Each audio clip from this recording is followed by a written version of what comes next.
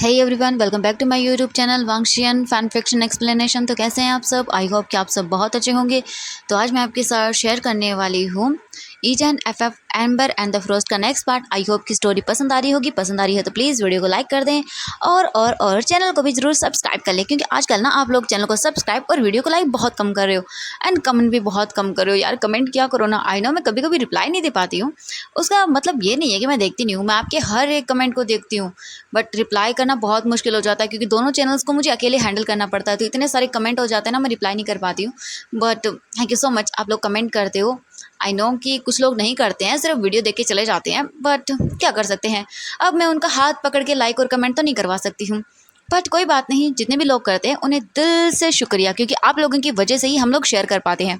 तो चलिए शुरू करते हैं। इससे पहले वाले चैप्टर में देखा था कि ईबो की जो मॉम थी ना, वो ईबो और जैन की शादी करवाती हैं। सारी प्रिपरेशन करने में लग जाती हैं और कार्ड वगैरह भी छपवा देती हैं, और ईबो के डैड को भी बोल देती हैं कि जल्दी ही शादी होने वाली है।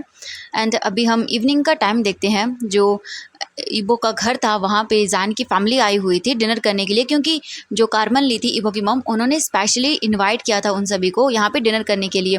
अभी सभी लिविंग रूम में बैठे हुए थे। ईबो के डैड भी थे एंड शाओ फैमिली और वांग फैमिली सारी की सारी वहाँ पर थी। एंड जो वांग ईफई थी वो भी थी, और ली बोबिन वो भी वहीं पर था। और ईफई ने डिसाइड किया था कि जब तक जैन और ईबो की शादी नहीं हो जाती वो यहीं पे रहेगी, उनकी शादी होने के बाद ही वो कहीं पर जाएगी। अभी हम देखते हैं, जो बोल सकते हैं ईबो की मॉम थी ना, वो सब चीज़ें देख रही थी। एंड तभी जो वांग हाइशवान था वो उठ जाता है, अपने जगह से उठकर वो सोंगजियांग के पास आता है और सोंगजियांग का हाथ पकड़ता है। और उसके बाद वांग हाइशवान सोंगजियांग को देखते हुए बोलता है, मॉम, डैड, अंकल, आंटी और आप सभी लोग, मैं आप सबसे कुछ बोलना चाहता हूँ। एंड ये सुनने के बाद सभी लोग देखने लगते हैं। सोंगजियांग भी जो है ना अपना सिर हिलाता है। एंड सभी लोग उनके और रिलेशनशिप के बारे में जानते थे कि वांग हाइशवान और सोंगजियांग एक साथ हैं, शादी करना चाहते हैं। बस वो वेट कर रहे थे कि कब वांग हाइशवान कन्फेशन करे। इसके बाद वांग हाइशवान बोलता है, मैं सोंगजियांग से प्यार करता हूँ। हम दोनों बहुत लंबे टाइम से एक दूसरे के साथ रिलेशनशिप में हैं, बट अब हम एक दूसरे से शादी करना चाहते हैं। मैंने सब कुछ डिस्कशन कर लिया है सोंगजियांग के पेरेंट्स से, और नाउ वो भी रेडी हैं हम लोगों की शादी के लिए। एंड ये सुनने के बाद जो कार्मन ली थी ना, वो उठ जाती हैं और फिर वो बोलती है, हमें पहले से ही पता था। सभी लोग क्लैपिंग करने लगते हैं और सभी लोग जो है ना वो देखने लगते हैं। बट ईबो के डैड वो तो अपना फेस दूर कर लेते हैं, और ना ही तो वो क्लैपिंग करते हैं, क्योंकि उन्हें तो ये सब चीज़ें बकवास लग रही थी। उनके लिए ये शादी मैटर ही नहीं कर रही थी। बस वो तो देख रहा था सबको घूर घूर के, और सभी लोग क्लैपिंग कर रहे थे, खुश थे। एंड जो ईफई थी ना वो एंड ईबो की मॉम घूर घूर के देख रहे थे ईबो के डैड को। हम देखते हैं सोंगजियांग, वो बोलता है, हाँ मैं भी वांग हाइशवान से शादी करना चाहता हूँ और इस फैमिली का पार्ट बनना चाहता हूँ। इसके बाद कार्मन ली बोलती हैं, वाओ ये तो बहुत ही अच्छी बात है कि तुम दोनों ने कन्फेशन कर दिया, बट मुझे पहले से ही पता था, इसीलिए मैंने वेडिंग कार्ड पहले ही रेडी करवा के रखा हुआ है और मैंने तुम्हारे पेरेंट्स को भी भेज दिया है। और ये सब सुनने के बाद सभी बहुत ही खुश हो जाते हैं। और मुझे पता था कि तुम लोग भी शादी करोगे, तो इसीलिए मैंने ये पहले से रेडी करवा के रखा हुआ था, इसलिए।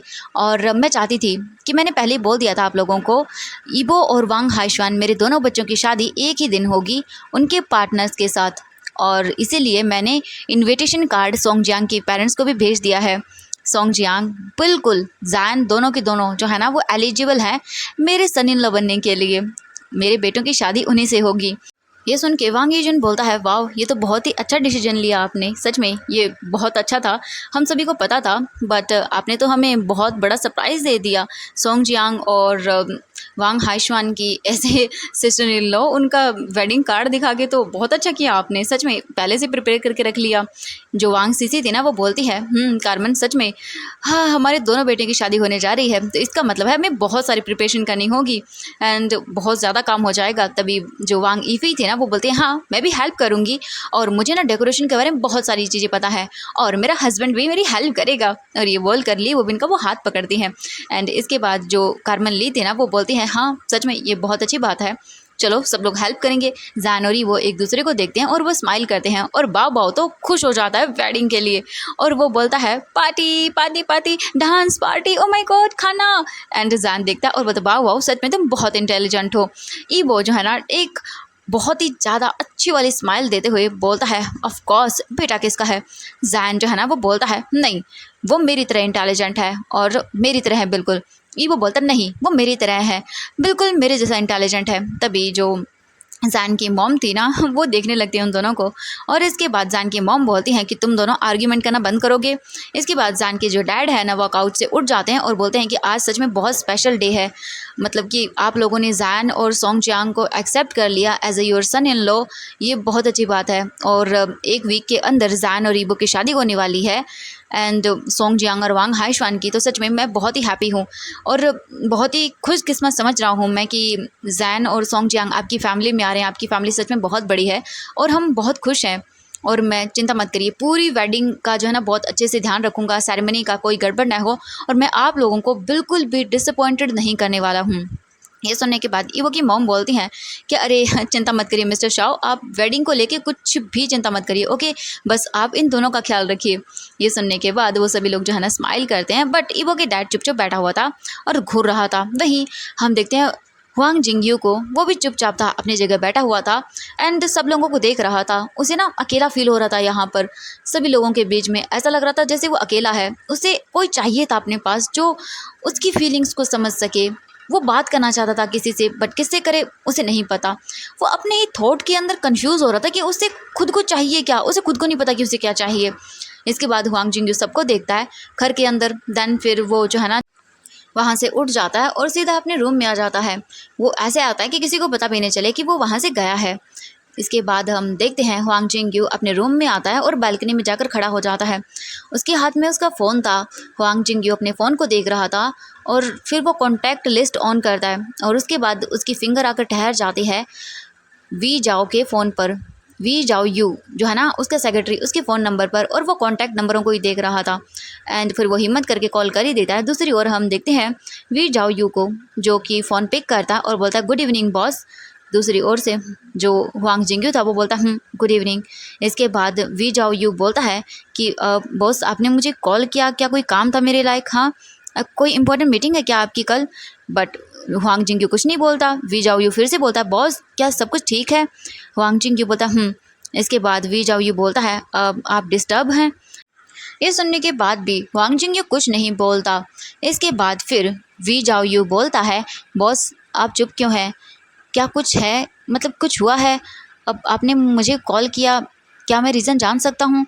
ये सुनने के बाद हुआंग जिंगयू बोलता है कि मुझे तुमसे बात करनी है। ये सुनने के बाद जो वी जाओ यू था वो बोलता बोलिए बॉस, ऑफ कोर्स आप मुझसे बात कर सकते हैं। इसके बाद हुआंग जिंगयू बोलता है टुमारो लंच टाइम पे।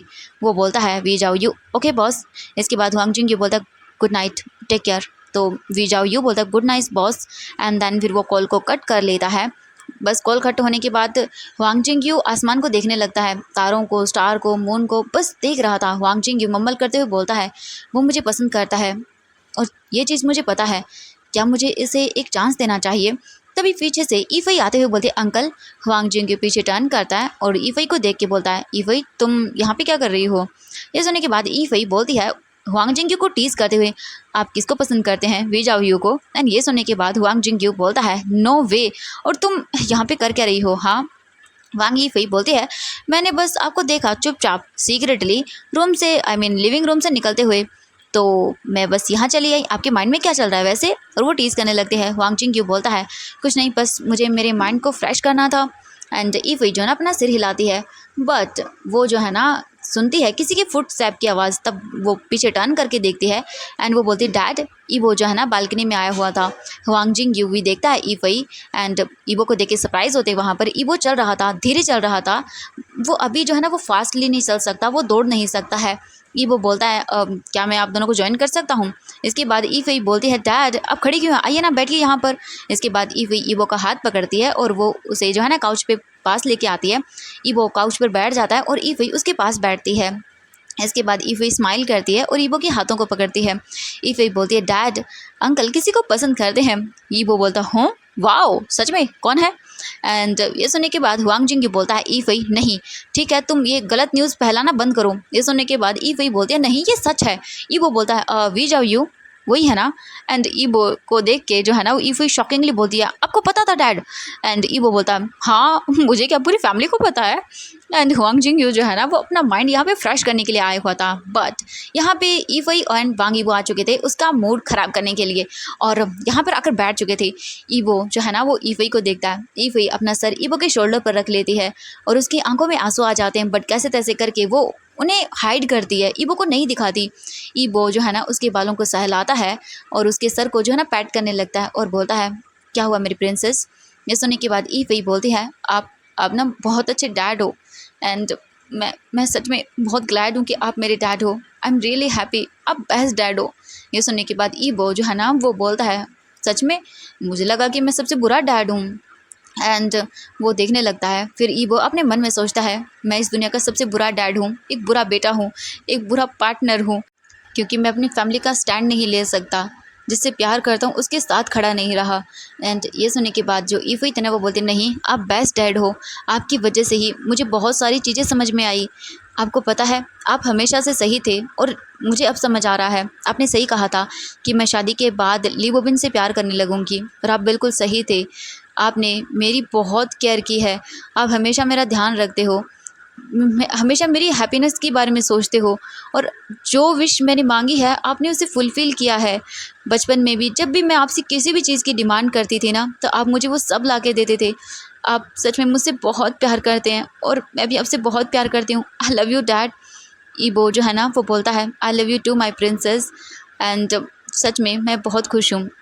ईबो अपने मन में सोचता है, माई प्रिंसेस, मैंने तुम्हें अपनी बेटी की तरह बड़ा किया है, तुम मेरी बहन हो, पर मैंने तुम्हें हमेशा अपनी बेटी की तरह देखा है, तुम मेरी बेटी हो, you are my daughter. And वो उसके सर को सहलाता है। इसके बाद देखते हैं हुआंग जिंगयू जो है ना उन दोनों को घूरने लगता है। उसे यहाँ पे ऐसा फील हो रहा था जैसे वो इन दोनों के बीच में ना एक थर्ड पर्सन है, बाप बेटी के बीच में वो तीसरा बन गया है। बट ईबो एंड ईफई जो है ना वो यहाँ पर आ चुके थे उसे बॉदर करने के लिए। अब वो क्या ही कर सकता है। इसके बाद हुआंग जिंगयू बोलता है, अब दोनों रुक जाओ, ओके।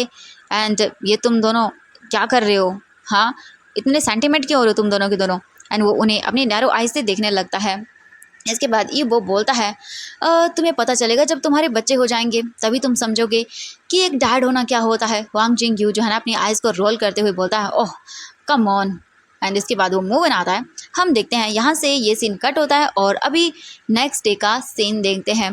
नेक्स्ट डे जो कार्मेल ली थी ना, वो ग्रैनी वांग की जो बोल सकते हैं नर्स थी ना, उसे चेंज कर देती है। न्यू नर्स के साथ अभी जो नई नर्स आई थी ना, वो ग्रैनी वांग का ख्याल रख रही थी। और जैसे ही वांग हुआंग को ये पता चलता है ना कि न्यू नर्स को अपॉइंट किया गया है, वो भी ग्रैनी वांग के लिए, तो वो तो बहुत अग्रेसिव हो जाता है और रात को ही वो सीधे ग्रैनी वांग के रूम के अंदर जाता है। और इसके बाद वो नई नर्स को देखता है और बोलता है, बाहर निकलो यहाँ से, क्या कर रही हो तुम यहाँ पे? इसके बाद वो नर्स बोलती है कि सर, मिसेस वांग ने मुझसे कहा था कि मैं पेशेंट का ध्यान रखूँ। ये सुनने के बाद वांग हुआंग गुस्से में बोलता है, कोई ज़रूरत नहीं है, निकलो यहाँ से बाहर, यहाँ से बाहर निकल जाओ। तभी पीछे से आवाज़ आती है कार्मेन ली की, क्यों? और वो जो है ना रूम की ओर आ रही थी और वांग हुआंग के तो पैर जो है ना वो एकदम नम पड़ जाते हैं और वो पीछे टर्न करके देखता है तो वहाँ पे कार्मेन ली खड़ी हुई थी। कार्मेन ली वांग हुआंग के सामने आकर खड़ी हो जाती हैं और उसकी आंखों में देखने लगती हैं। इसके बाद कार्मेन ली बोलती है, प्रॉब्लम क्या है नई नर्स के साथ? आई थिंक पहली जो नर्स थी ना वो यूज़लेस थी, इसलिए मैंने उसे रिप्लेस कर दिया और मैं चाहती हूँ कि मेरी मॉम जल्दी से ठीक हो जाए, इसलिए मैंने ये सब किया है। क्या तुम देख रहे हो तुम्हारी मॉम की हालत क्या है? डे बाय डे वो ठीक होने की बजाय ख़राब होती जा रही है उनकी हालत। हम उन्हें ऐसे मरे नहीं दे सकते हैं। और क्या तुम नहीं चाहते हो तुम्हारी मॉम की हालत जल्द से जल्द ठीक हो जाए? एंड ये सुनने के बाद वांग हुआंग बोलता है कि नहीं, ऐसी बात नहीं है, वो ये नर्स तो अनएक्सपीरियंस है, इसे कुछ भी नहीं पता है। ये सुनने के बाद कार्मेन ली बोलती है, मुझे पता है, मैं इसे जानती हूँ, मैंने इसे हॉस्पिटल में देखा था एंड इसने अपना काम बहुत ही रिस्पॉन्सिबिलिटी के साथ किया है, ये ट्रस्टवर्दी है, इस पर यकीन किया जा सकता है और इसने बहुत सारे पेशेंट की जान भी बचाई है, ओके। एंड ये सुनने के बाद वांग हुआंग बोलता है, ओह ऐसा है, ओह आई एम सॉरी हनी, मैंने तुम्हें मिसअंडरस्टैंड कर दिया। यह सुनने के बाद जो कार्मेन ली थी ना वो कोई रिप्लाई नहीं देती हैं। इसके बाद वांग हुआंग वहाँ से चला जाता है। कार्मेन ली जो है ना वो डोर को घूर घूर के देखने लगती हैं। इसके बाद वो नर्स की ओर टर्न करती हैं और बोलती है, जब भी ये यहाँ पर आए मुझे इन्फॉर्म करोगी तुम। इसके बाद वो नर्स बोलती है, ओके मैम। देन फिर इसके बाद कार्मेन ली जो है ना वो ग्रैनी वांग के पास आती है और उसके बाद कार्मेन ली ग्रैनी वांग से बोलती है, मॉम जल्दी से ठीक हो जाइए, आपके दोनों जो है ना वो बेटे शादी करने वाले हैं, 6 डे ही रह गए हैं एंड कल सोंगजियांग के पेरेंट्स भी यहाँ पर आ जाएंगे। जल्दी से ठीक हो जाइए अपने दोनों ग्रेट सन इन लॉज को देखने के लिए, जल्दी ठीक हो जाइए ग्रैनी वांग। और वो थोड़ी सी इमोशनल हो जाती हैं। अब हम देखते हैं जैन के घर का सीन। 2 लोग जो है ना वो जैन के घर की ओर आ रहे थे, उनके मैंशन की ओर, और वो भी अपने लगेज को पकड़े हुए। हम देखते हैं सोंगजियांग को। सोंगजियांग वो देखता है और बोलता है मॉम डैड, और वो बहुत ही खुश हो जाता है और अपने पेरेंट्स के पास जाता है। सोंगजियांग के ये पेरेंट्स थे, मॉम और डैड आए हुए थे। सोंगजियांग अपने पेरेंट्स को हग करता है, उसके बाद वो भी एक दूसरे को हग करते हैं। एंड देन हम कुछ टाइम के बाद देखते हैं जो शाओजियान था वो उन दोनों को घर लेके आता है अंदर, और सर्वेंट को जो है ना वो बोला जाता है कि कुछ कॉफ़ी ड्रिंक जो भी था वो स्नैक्स वगैरह लेके आया जाए। सोंगजियांग जो है ना अपने पेरेंट्स के साथ बैठता है। कुछ टाइम के बाद जैन एंड जो हम देखते हैं जैन के मॉम डैड भी आते हैं, वो भी उन्हें ज्वाइन करते हैं एंड एक दूसरे को हग करते हैं एंड कुछ बातें करते हैं। इसके बाद जैन की मॉम जो है ना वो पूछती हैं आंटी आप एक्साइटेड हैं। इसके बाद जो सोंगजियांग थी उसकी मॉम बोलती है कि हाँ मैं बहुत हैप्पी हूँ कि मेरा बेटा शादी कर रहा है किसी से। तो इसके बाद जो बोल सकते हैं सोंगजियांग के फादर थे वो बोलते हैं कि हाँ ये तो सही है एंड वांग हाइशन बहुत अच्छा एक्टर है, ग्रेट एक्टर है, और हम बहुत खुश हैं कि वो हमारे बेटे से शादी कर रहा है। इसके बाद वो सभी लोग एक दूसरे से बातें करना स्टार्ट कर देते हैं। जैन भी बहुत बातें करता है उनके साथ। अभी हम देखते हैं वांग मैंशन का सीन। सभी लोग जो है ना अभी आए हुए थे वांग मैंशन। ईवो के घर का सीन देखते हैं। वांग फैमिली, शाओ फैमिली एंड सोंगजियांग की फैमिली जो है एक दूसरे से बातें कर रहे थे, क्योंकि ऑब्वियसली वेडिंग होने वाली है, ग्रैंड वेडिंग होगी, तो डिस्कशन तो करना बनता है। सोंगजियांग और वांग हाइशवान एक दूसरे को देख रहे थे और स्माइल कर रहे थे। वहीं ईवो जो है ना वो जैन को देखता है और अपनी आईब्रो को रेज करता है। जैन जो है ना वो बोलता है क्या है, एंड ईवो जो है ना अपने आंखों के इशारों से ही उससे फिंगर पॉइंट करके बताता है कि रूम के अंदर आओ, एंड ये देख के जैन ब्लश करता है। इसके बाद ईवो बोलता है कि मॉम मैं रेस्ट करने के लिए जा रहा हूँ। इसके बाद ईवो की मॉम बोलती हैं ठीक है तुम जाओ, ओके। इसके बाद ईवो की मॉम तो फिर से उनके साथ बातें करने लग जाती हैं। हम देखते हैं ईवो सीधे अपने रूम में आता है और वो बस वहाँ पे जो है ना इधर से उधर चल रहा था। ईवो अब चल सकता है बिना व्हीलचेयर के भी, और अभी वो जैन का वेट कर रहा था। हम देखते हैं अभी जैन जो है ना वो नोटिस करता है सब लोगों को, और वो चुपचाप करके सीट से उठ जाता है और वो धीरे करके जो है ना डोर की ओर चलना शुरू कर देता है। वो सोचता है कि उसे किसी ने नहीं देखा, एंड जैन तुरंत ही जो है ना वो लिविंग रूम से निकल कर आता है और ईवो के रूम की ओर भाग जाता है। हम देखते हैं ईवो की जो मॉम थी कार्मेन ली, उन्होंने ये देख लिया था, उन्होंने सब कुछ देखा। पहले तो ईवो गया एंड देन उसके बाद जैन भाग गया वहाँ से। वो समझ चुकी थी कि हाँ दोनों एक दूसरे में मिलना चाहते हैं, लोनली टाइम थोड़ा स्पेंड करना चाहते हैं, प्राइवेसी चाहिए, वो सब सोच के स्माइल करती हैं। हम जैन को देखते हैं। जैन जल्दी से ईवो के रूम में आता है और उसके बाद वो डोर को जैसे ही बंद करता है तभी ईवो पीछे से आता है और उससे हग कर लेता है और अपने लार्ज हैंड को जैन की टबी पर रखता है। जैन ईवो के हाथों को पकड़ता है और फिर बोलता है ये क्या कर रहे हो तुम ईवो? हाँ बाबू यहीं पे सो रहा है, अब अगर वो उठ गया तो? ईवो जो है ना वो बेड को देखता है एंड फिर सोते हुए शाओ बाओ को देखता है जो कि पीसफुली क्यूटली तरीके से सोया हुआ था। एंड इसके बाद ईवो जैन की ओर अपना फेस करता है और बोलता है वो नहीं उठने वाला। जैन बोलता है क्या करे हो, तेज से क्यों बोल रहे हो, धीरे बोलो ना। ईवो जो है ना वो जैन को बेड की ओर लेकर आता है एंड जैन जो है ना रुक जाता है और वो ईवो को देखता है। एंड देन इसके बाद ईवो जो है ना वो जैन की वेस्ट को पकड़ता है और अपनी ओर खींच लेता है। एक झटके में जैन सीधा ईवो के पास आ जाता है। ईवो जो है ना वो जैन को देखने लगता है। जैन अपने दोनों हाथों को ईवो के नेक के अराउंड जो है ना वो रैप करता है। इसके बाद ईवो जो है ना वो बेड पर बैठ जाता है और जैन देखता है, जैन ईवो की गोद में बैठ जाता है। उन दोनों का फेस एक दूसरे के बहुत क्लोज था। जैन जो है ना अपना फेस ईवो के फेस के क्लोज लेकर आता है एंड ईवो जैन के लिप्स पे उसे किस करता है, और इसके बाद ईवो जो है ना अपने लिप्स को और भी हार्डर तरीके से जैन के लिप्स पे प्रेस करता है और उसे किस करने लगता है। ईवो जैन को जो है ना वो पैशनेटली और डीपली किस करने लगता है। दोनों ही जो है ना कोई आवाज़ नहीं कर रहे थे क्योंकि उन्हीं के पास शाओ बाओ सोया हुआ था। वो उठ गया ना तो इनका बेचारों को रोमांस खराब हो जाएगा, इसलिए वो दोनों की दोनों डीपली किस कर रहे थे। ईवो जो है ना वो जैन को फ्लिप करता है, तुरंत ही उसे बेड पे पिन कर देता है एंड वो उसके ऊपर आता है। जैन जो है ना अपने पैरों को ईवो की वेस्ट के अराउंड रैप कर लेता है एंड दोनों ही जो है ना बहुत ही हार्ड हो चुके थे और लोअर बॉडी दोनों की टच हो रही थी एंड दोनों को इस समझ आ रहा था कि दोनों ही जो है ना अराउज हो गए हैं। ईवो जो है ना वो जैन के लिप्स पे, उसकी जॉ लाइन पे उसे जो है ना लिक करने लगता है और जेंटली किस करने लगता है। जैन अपना हाथ जो है ना वो ईवो के चेस्ट पर लेकर जाता है और वो अपना हाथ ईवो की शर्ट के अंदर डालता है और उसके बाद ईवो की मस्कुलर बॉडी को फील करने लगता है। उसके हाथ जो है ना वो पूरी बॉडी पर घूम रहे थे। एंड जैन ईबो की एब्स को टच करने लगता है, फील करने लगता है। ईबो जैन को देखकर बोलता है, जैन सच में सो डेस्परेट। जैन जो है ना माइनिंग करते हुए सोलो वॉइस में बोलता है कि हाँ। ईबो जैन को जो है ना वो देखता है, दैन फिर वो अपने ट्राउज़र एंड बॉक्सर्स को भी निकाल देता है। जैन जो है ना वो डीप ब्रीथ लेता है एंड वो ईबो को देखने लगता है। ईबो जैन के सामने जो है ना वो नेकेड था, बोले कि ऊपर से नहीं नीचे से। एंड देन जैन उसे देख रहा था। ईबो जैन के फेस को अपने लोअर क्लॉथ के मतलब बॉडी के पास लेकर आता है, दैन उसे देखता है एंड जैन समझ जाता है। इसके बाद ईबो जो है ना जैन को किस करता है, दैन फिर वो उसके सारी क्लॉथ निकालता है। ईबो और जैन एक दूसरे को देख रहे थे। इसके बाद ईबो जैन को जो है ना अपने हाथों का या जो भी हम यूज़ करके वो उसे रिलीज़ करवाता है। एंड जैन सिर्फ पूरी तरह से मॉर्निंग मैस बन रहा था ईबो के नीचे और आवाज़ें निकाल रहा था। कुछ टाइम के बाद ईबो जैन की शर्ट वगैरह निकाल कर फेंक देता है। देन अब वो बहुत कम्प्लीटली नेकेड थे एंड दोनों के दोनों जो है ना एक दूसरे में खोए हुए थे। इसके बाद जैन जो है ना वो ईबो को देखता है, दैन फिर वो फ्लिप करता है, ईबो के ऊपर आता है, दैन फिर वो अपना काम करता है। एंड दोनों दोनों इंटेंस हो चुके थे। ईबो बस जैन को छोड़ ही नहीं रहा था, किस किए जा रहा था बार बार। एंड ईबो जैन को देखता है और बोलता है, जैन आई लव यू। दोनों के दोनों इंटेंस हो चुके थे, अपने इस मोमेंट को जो है ना इंजॉय करना चाहते थे। ईबो जैन को देखता है और वो तो भाई पूरी तरह से मोमेंट को इंजॉय कर रहा था, क्योंकि वो नहीं जानता कि अगले ही स्टेप में क्या हो जाएगा, तो इसलिए वो तो हर मोमेंट को एंजॉय कर रहा था। जैन बोलता है, ईबो हमें रुक जाना चाहिए, क्योंकि उसकी हैवी ब्रीदिंग हो गई थी। इसके बाद जैन जो है ना ईबो को देखने लगता है एंड ईबो बोलता है, नहीं मुझे वन मोर टाइम करना है। एंड दैन फिर वो लोग वापस से जो है ना स्टार्ट हो जाते हैं। जैन जो है ना ईबो को देखता है, ईबो बोलता है, जैन मैं अपनी वेडिंग के लिए कंट्रोल नहीं कर सकता। जैन देखने लगता है एंड वो लोग जो है ना वो हाथों से ही एक दूसरे को सेटिस्फाई कराते हैं। दोनों एक दूसरे के साथ अभी लव मेकिंग नहीं करते हैं।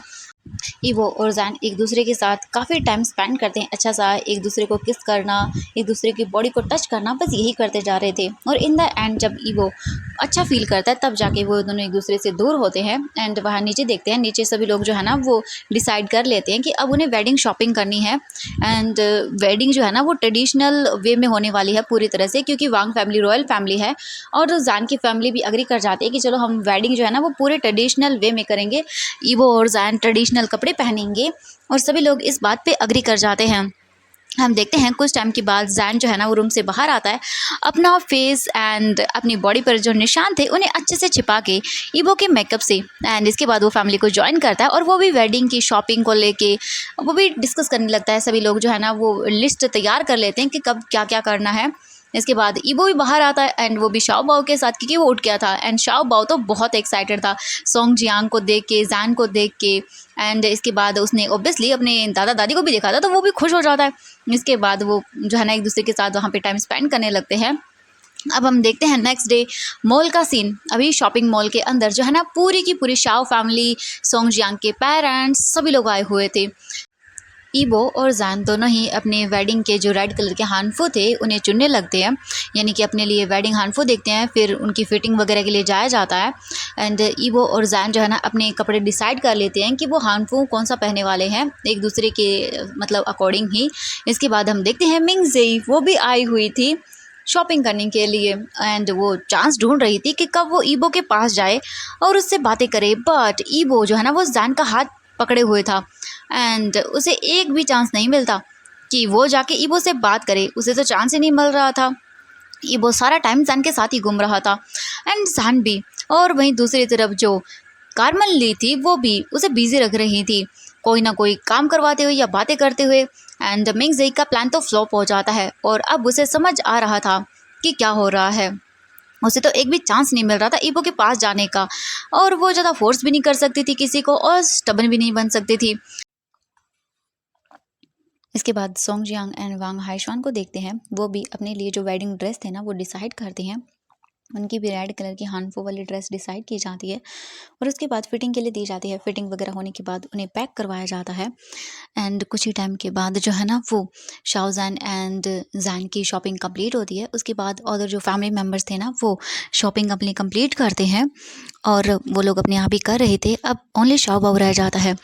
हम देखते हैं इसके बाद ईबो और जैन अपने लिए जो वेडिंग रिंग थी ना वो भी सिलेक्ट करते हैं और सोंग जियांग वांग हाइशवान भी अपनी वेडिंग रिंग लेते हैं।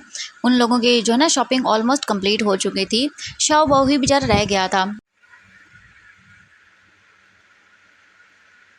ईवो जो है ना वो बाओ बाओ को अपनी गोद में कैरी करता है एंड जैन जो है ना वो बाओ बाओ के लिए शॉपिंग करता है। बाओ बाओ भी जो है ना वो पूरी तरह से ट्रेडिशनल कपड़े पहनने वाला था वेडिंग के अंदर। बाओ बाओ तो बहुत ही खुश हो जाता है, जो भी ईवो और जैन उसके लिए खरीद रहे थे वो तो खुश था, भाई कुछ भी दे दो मैं तो पहन लूँगा, और वो तो बहुत ही खुश था। एंड मिंग जेई जो है ना वो ईवो और जैन को घूर रही थी दूरी से, और वो बहुत ही गुस्सा थी, और अब उसे समझ आ रहा था कि ईवो ने उससे झूठ कहा था अपने पैरों को लेके।